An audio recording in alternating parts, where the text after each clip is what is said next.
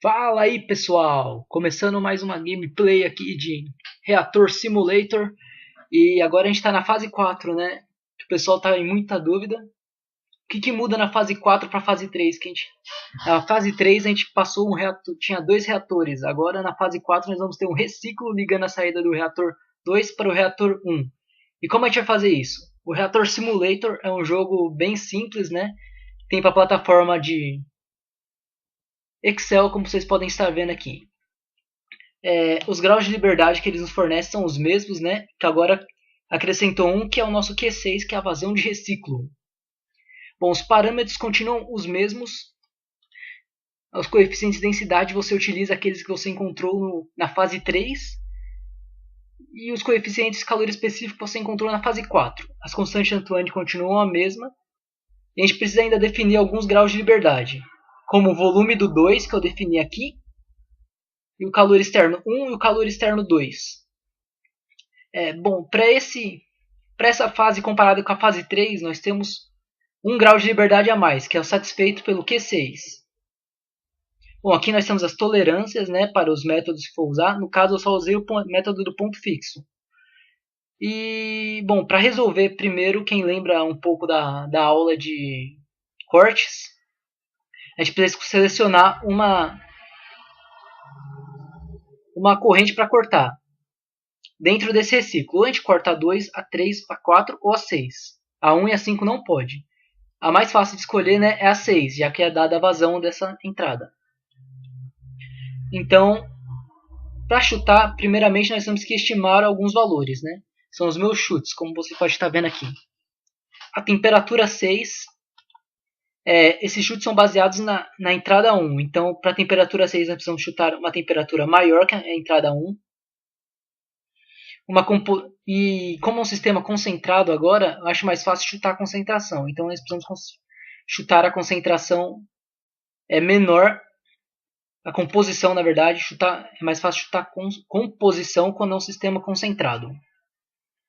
Bom, nós temos aqui a corrente 1 padrão, né, como a gente já fez nas outras fases, que primeiro a gente chuta um ρ de mistura, encontra xa1 pela fórmula de Ca1 sobre ρ de mistura, xC1 por Cc1 sobre ρ de mistura, xB1 por xa1 mais xB1 mais xC1 igual a 1.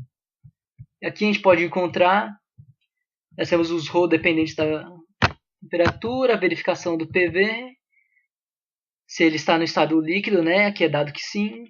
E a gente vai verificar o ρ de mistura por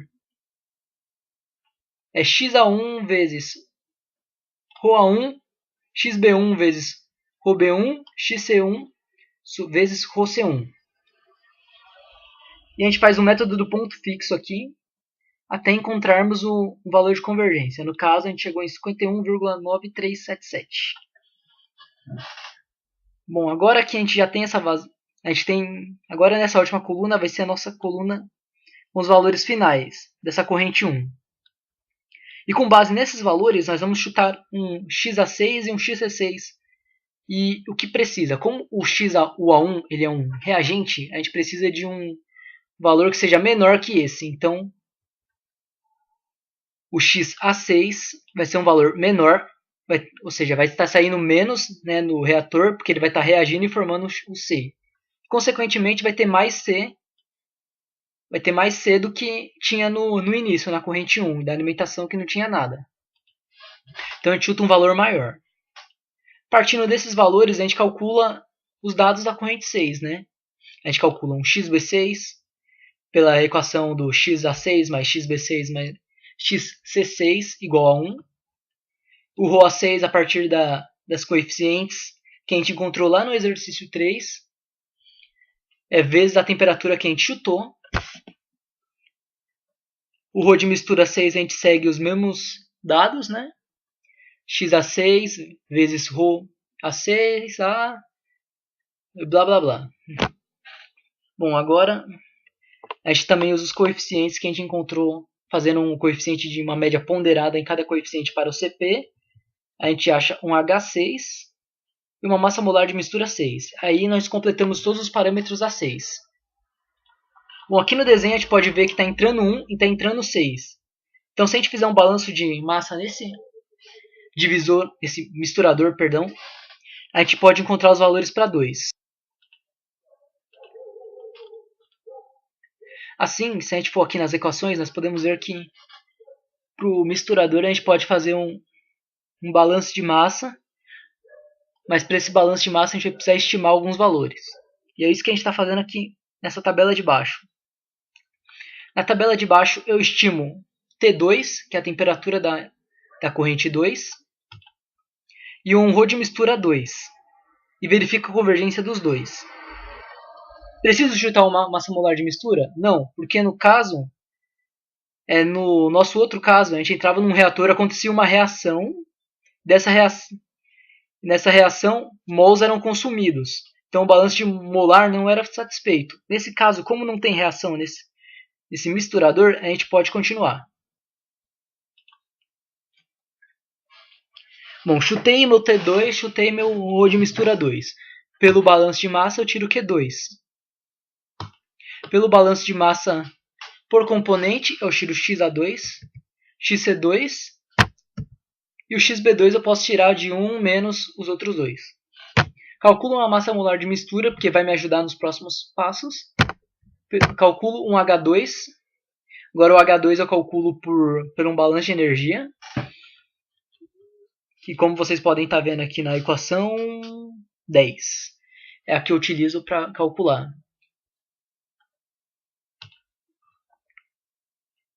Bom, encontrei meu H2. Encontro o meu Rho para cada um dos componentes, na temperatura chutada, é claro. Um coeficiente para cada um dos componentes do CP, o coeficiente do CP, que fique bem claro. E acho uma nova temperatura. A nova temperatura eu tiro dessa equação. Vou subir aqui de novo. Bom, a nova temperatura eu tiro da equação do H2 é igual a integral de CP2 dt2. Isso aqui, para quem já resolveu, dá uma coisa de, no meu caso, né, um A sobre 4 vezes T, T2 elevado à quarta, menos Tref elevado à quarta, blá blá blá. Então, nesse caso aqui, como eu usei o método do ponto fixo, eu tenho que o meu... Que o meu H2 menos toda essa integral. No caso, eu isolei a do... Aqui não está multiplicada por... Aqui não está elevada a 1, que é mais fácil de resolver, né? Aí, no caso aqui seria...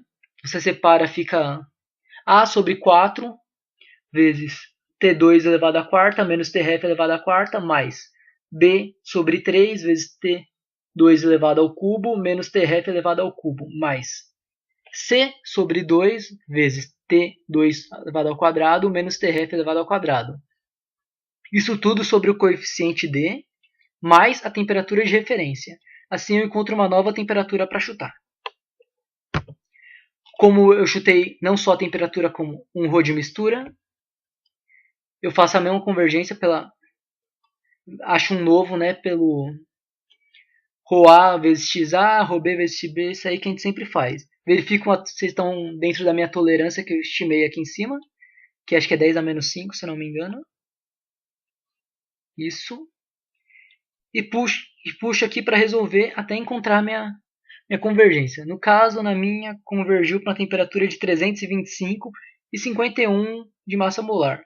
Agora, para saber se isso aqui está coerente ou não, basta a gente imaginar que se está entrando uma temperatura de 303 e uma temperatura 6 de 370 e as duas estão se misturando, o meu T2 precisa ser um valor intermediário entre esses dois. Como no caso deu, né? Entre 303 e 370, eu acho. Isso. Então, tendo esses bases, eu posso ir para o meu reator 1. Bom, para o reator 1, a minha entrada agora é a corrente 2 e a saída é a corrente 3. Então, já para o reator 1, como eu já tinha me adiantado, você precisa chutar 3 coisas, que é o Rho de mistura 3, o T3 e a massa molar de mistura 3. Os 3 eu resolvi por ponto fixo. No caso aqui você pode utilizar secantes, como você poderia usar no outro, mas só para temperatura. Seria o híbrido secantes e ponto fixo. Já que secantes é um método que você resolve para uma variável, enquanto ponto fixo pode ser usado para multivariáveis. Então, vamos lá. Pelas equações, pelo balanço de massa, a gente pode usar esse balanço aqui do 1 e a partir dele encontrar um novo Q3. Foi o caso que eu fiz aqui. Calculamos um K, né, por arrhenius, utilizando a temperatura chutada. Achamos um XA3 substituindo na equação do balanço molar por componente. Esse RAI eu substituo dessa fórmula, KI vezes CA3 ao quadrado.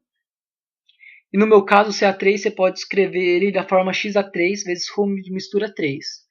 Então aqui eu tenho uma equação quadrática na qual eu tenho que resolver. Bom, aqui eu resolvi, lembrando que é para equação, que é para raiz positiva, né? Aí você monta a sua equação na sua casa e pode testar depois. A partir de tendo o K e o X eu posso encontrar o RA. Calculo aqui um CA3, um RCI, né, que é menos o RA. Contra o meu XC3 pelo balanço de massa do X3, CC3, XB3 encontro por 1 menos os outros dois. Verifico se está no estado líquido, né?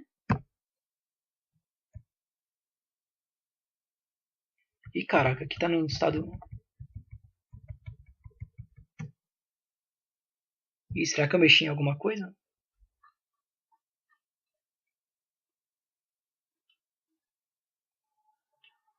Ué.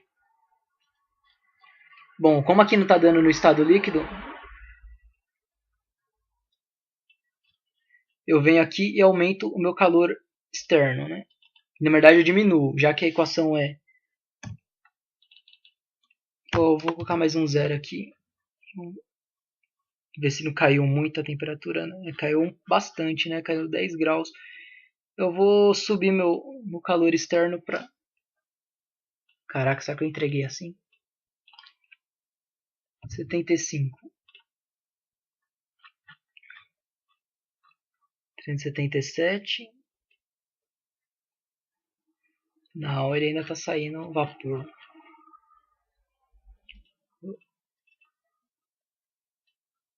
Vou deixar esse valor aqui mesmo. Pronto, agora ele está no estado líquido.